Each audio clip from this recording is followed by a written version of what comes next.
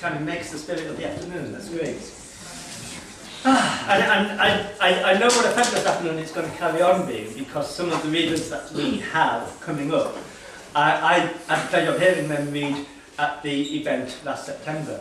And we've got the first one of them coming up, which is Julie Sirikos. And Julie started writing poetry in 2017 as therapy for bipolar disorder.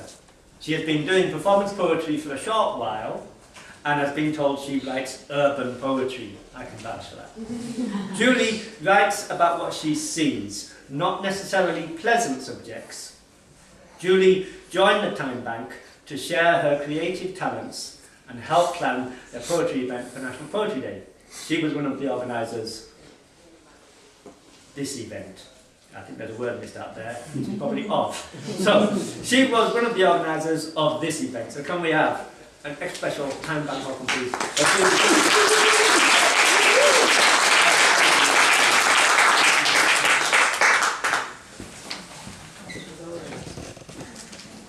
Anyone that knows my poetry will realise that I don't write happy poetry. I tend to look on the dark side of things, so the poems I'm going to do are the dark side of love. Okay, right. This one's called True Love. Night after night I stand outside your window hoping for a glimpse of you, but you never seem to notice that I am there. I put endless notes through your door, and it is me that puts a single red rose every day on your doorstep. I have been doing this for months now, but if needs be, I will wait forever just to get to talk to you. If you could get to know me, you would realise that I am the one for you. I will treat you so much better than the men I have seen you with in the papers. I could make you truly happy. Ever since I first saw you on TV, I knew you were the one for me. During interviews, I am sure you were looking straight out of the screen at me, and the words you are saying are for me only.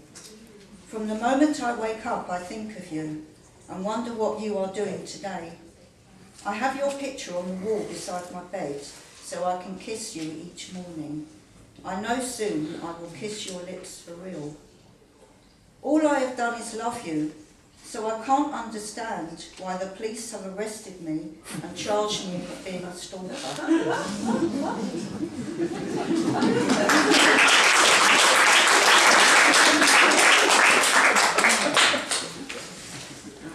This is called Unlovable. I do not fit into the criteria of being beautiful. You would not find me posted on Facebook to be admired by others. My face is different, but I wouldn't say I'm ugly. I'm probably an acquired taste.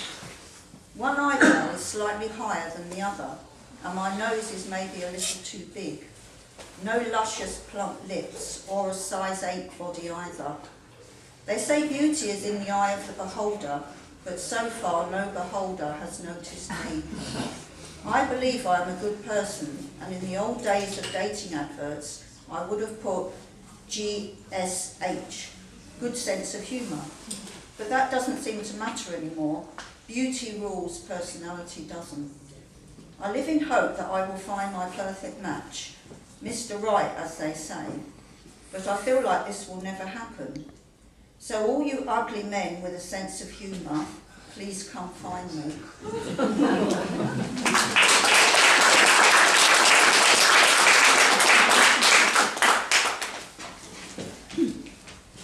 This is called Looking for Love. Another morning, another man in my bed, with words that should have been left unsaid. Crumpled sheets from the night before, clothes scattered everywhere on the floor. None of them have ever cared for me, only that I gave my body for free. These men will disappear as soon as it's light. I watch them until they are out of sight. No names mentioned, there is no need. Now we have completed the evil deed. Is he taking advantage of me or I of him? But we have been under each other's skin. All I want is some love and some care, but when I look, it is never there.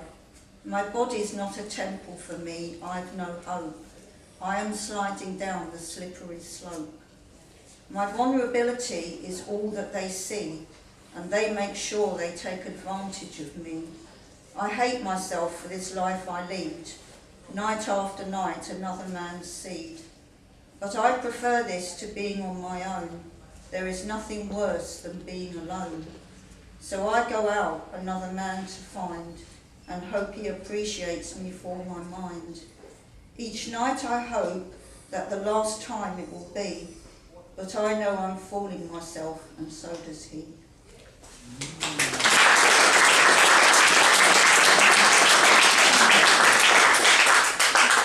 This one's a bit late, it's Valentine's Day. Right. Valentine's Day comes around again for expectant ladies and hopeful young men. Fluffy little teddies written on them, I love you, of which the recipient will excitedly coo.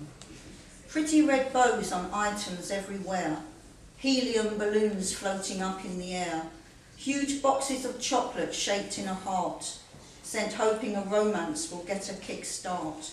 Shops filled with cards that have silly little ditties, trying to find one that is the most witty.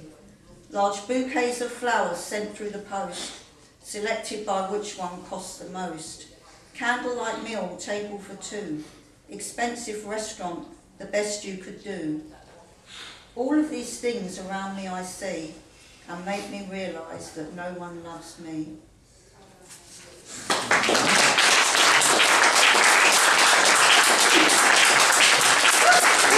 Okay, so, no introduction for the next person. They didn't send it in, so it's a bit of a surprise as to what kind of thing they're going to throw at us. But let's throw at them that lovely welcome that we gave to everybody else. So please can you welcome Maeve?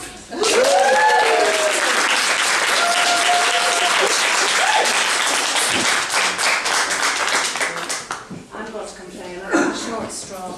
Going on after that choir. Okay, I'm here because I'm friends with Julie, who read earlier, and I was at the last time back event we had. I hope you like these. A lot of my stuff isn't titled, and this one isn't, but it's about being middle-aged and thinking about love. You silly, selfish mare, how can you even dare?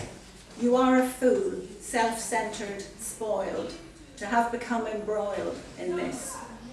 That, of course, is the attraction. It's the satisfaction of knowing you are flattered, that you are a little battered by the years. Feeling old and feeling caged, you are wrinkled, middle-aged, past your best, your sell-by date, withered, dry and second-rate. An item on the bargain shelf, a hollowed version of yourself. You are a fool, self-centered, spoiled. You are not embroiled in anything other than the middle-aged imaginings of the perfect fantasy man.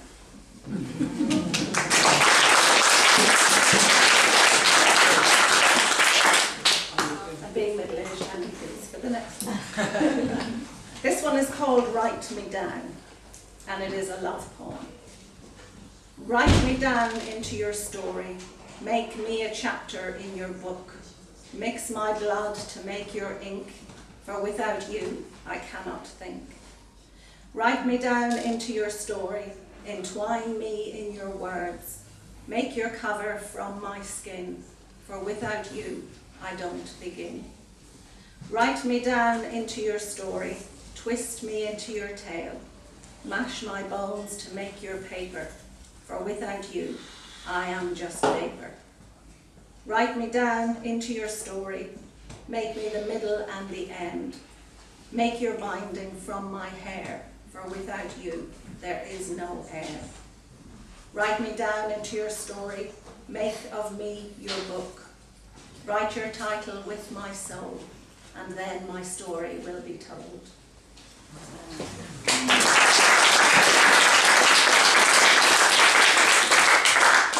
Thank you. This is a slightly lighter one. It was a story a colleague told me, and I wrote this afterwards because I thought there was a message in it. My dear girl, can you not see that this was never meant to be?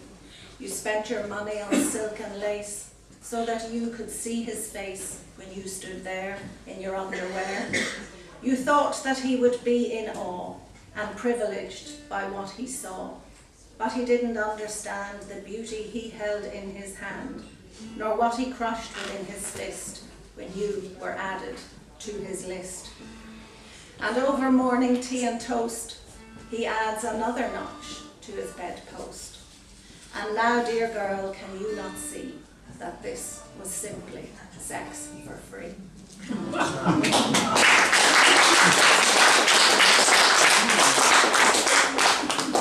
I've got one more, if that's okay.